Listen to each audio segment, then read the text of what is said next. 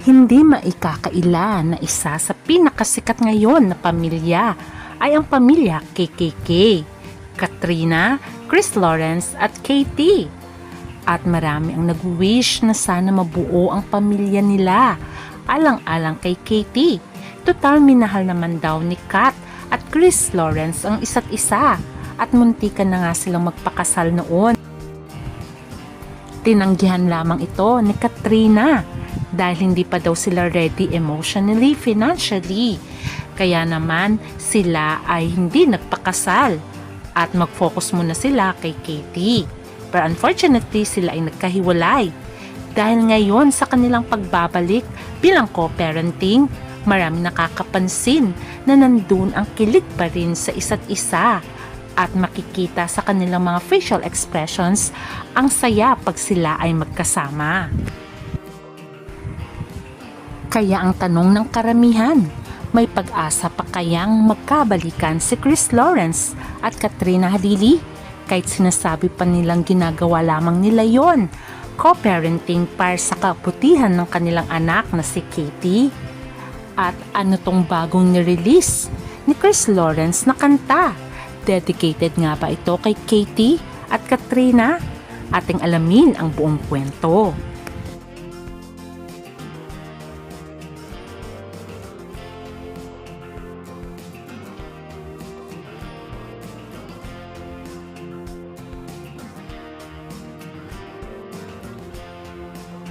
Ilang weeks na ring nagtatrending ang pamilya KKK. Lalong-lalo na ang kilig moments nitong si Katrina Halili at Chris Lawrence na ayon sa mga fans ay meron pa rin chemistry at hindi lamang yun. Nakikita sa kanilang facial expressions at kanilang kilos na nandun pa rin ang pagmamahal nila sa isa't isa.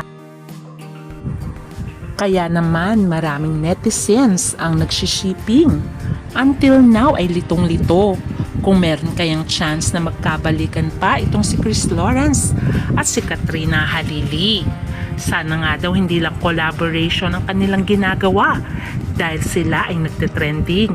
Sana ay maging katotohanan na ito para mabuo ang kanilang pamilya. Kung ating babalikan ang kanilang nakaraan, ay ngayon lang talaga nag-uusap ng maayos si Katrina at Chris Lawrence alang-alang kay Katie. Yan ang kwento ni Katrina.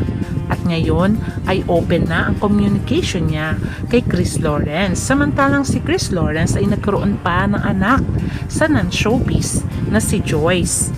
Pero ayon nga sa balita ay mabait si Katrina sa anak ni Joyce at Chris Lawrence. Ayon sa mga fans, kung pakakasalan nga daw ni Chris Lawrence si Katrina ay walang maging problema dahil magiging mabuting stepmom ito kay Lyric. Samantalang meron non-showbiz din na ka-live-in itong si Chris Lawrence sa katauhan ni Carmina Kate De Leon. Itong si Carmina ay may 2 anak sa kanyang nakaraan. Hanggang ngayon daw ay sila pa rin ni Chris Lawrence. Ayon kasi sa mga fans na nakafollow kay Carmina kay De Leon ay nagma-my day pa rin daw ito at sinasabi niyang ginagawa lang daw ito ni Chris Lawrence para kay Katie at sila pa din daw ni Chris Lawrence at walang hiwalayan. At nito nga lamang ay nag-my day itong si Carmina at shinare niya pa ang bagong kanta ngayon ni Chris Lawrence na kaka-launch pa lang. Dahil nga sa madaming nakapansin sa minay day niya na kanta ni Chris Lawrence ay biglang nawala ito sa kanyang account. Siguro nga daw sinabihan ni Chris Lawrence na tanggalin. Kaya marami pa rin naiinis at nadidismaya dito kay Chris Lawrence dahil hindi na lang daw niya sabihin ang totoo. Kawawa naman daw ang mag-ina niya. Siyempre, wag daw pinaglululoko ni Chris Lawrence sa mga fans na paasa na magkakabalikan sila ni Katrina Halili. Sabi nga ng mga fans, okay lang naman daw kung sabihin niya ang totoo. Susuportahan pa rin naman sila kahit na may iba na si Chris Lawrence. Ang sabi nga ng fans, nais lang nila na magpakatotoo itong si Chris Lawrence at wag niyang paglaruan ang feelings ng mag-ina. Sabi ni Chris Lawrence na one step at a time Sana nga daw ay maging totoo na itong si Chris Lawrence. Kasi nga kawawa naman daw si Katie at si Katrina. Instead na i-focus niya na lang sa mag-ina niya kasama din si Lyric, ay mas magiging maganda pa. Dahil hindi na nga daw sila bumabata. Dapat buuin na ni Chris Lawrence ang kanyang pamilya. At dapat daw piliin niya ang mag-ina niya. Compare naman daw kay Carmina na may anak sa iba. Ayon pa nga sa mga fans, hindi naman daw maitatanggi na may feelings pa rin itong si Chris Lawrence kay Katrina Halili. Halata naman kasi sa kilos nitong si Chris Lawrence. The way natitigan niya si Katrina at the way siya kiligin ay nandun pa rin ang pagmamahal niya sa dati niyang nakarelasyon at ina ni Katie. Kayo na ang umusga. Ano sa tingin niyo? Comment down. Kasi marami akong kailangan, may mga responsibilidad ako. At ang isa pa na napansin nila ang tattoo sa balikat nitong si Chris Lawrence ay hindi pa niya pinapatanggal at inamin niyang si Katrina yun.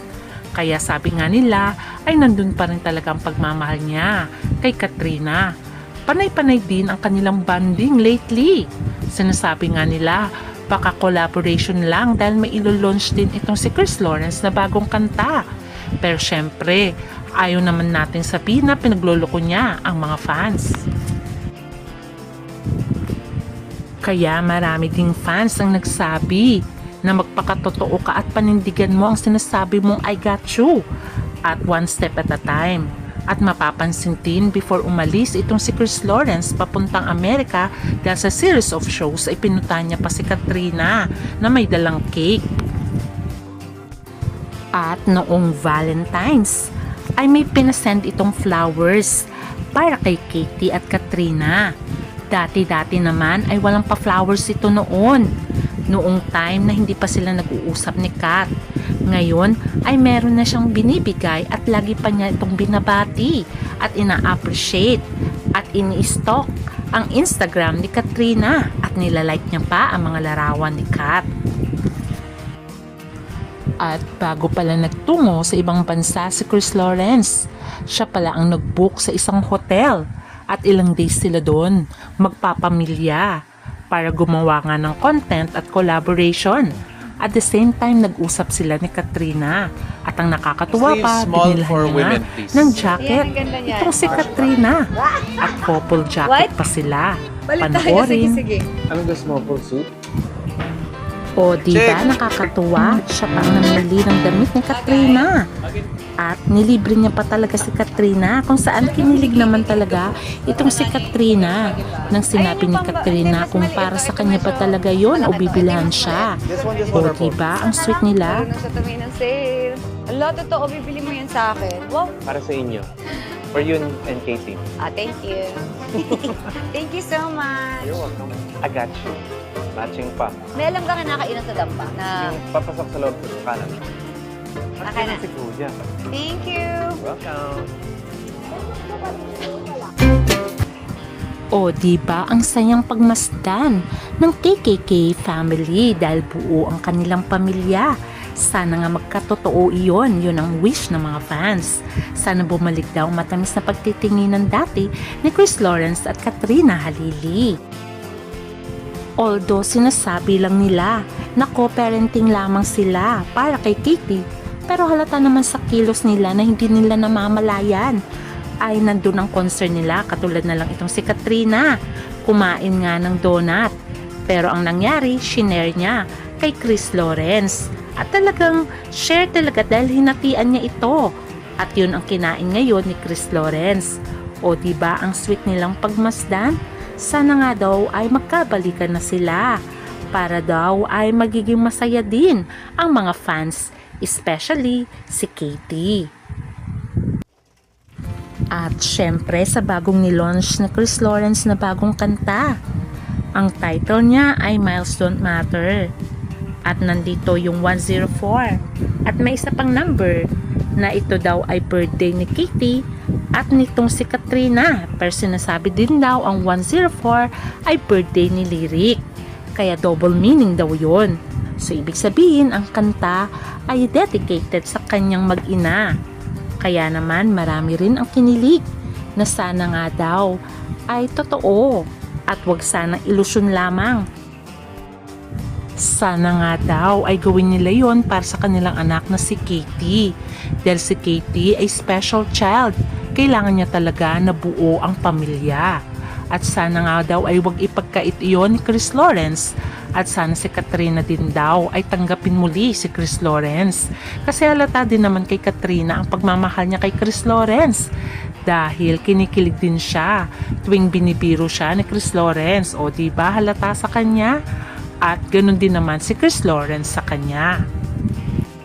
Kaya lamang ay may isang fan din ang nagsabi na nag-my day daw nga itong si Carmina De Leon. At sinasabing hindi pa daw sila hiwalay ni Chris Lawrence. At shinare niya pa nga ang bagong kanta nitong si Chris Lawrence, pero unfortunately itinanggal niya din ito. Sana nga daw ay piliin na lamang ni Chris Lawrence ang kanyang mag-ina instead dito kay Carmina na may anak sa iba. Kaya na kay Chris Lawrence na yon kung pipiliin niya ba na buuin ang kanyang pamilya kasama si Katie at Katrina, or kung tatanggapin pa rin ba siya ni Katrina or co-parenting na lamang. Sila lang naman ang nakakaalam. Kaya abangan na lang natin ang pamilya KKK. Sana in the end may happy ending.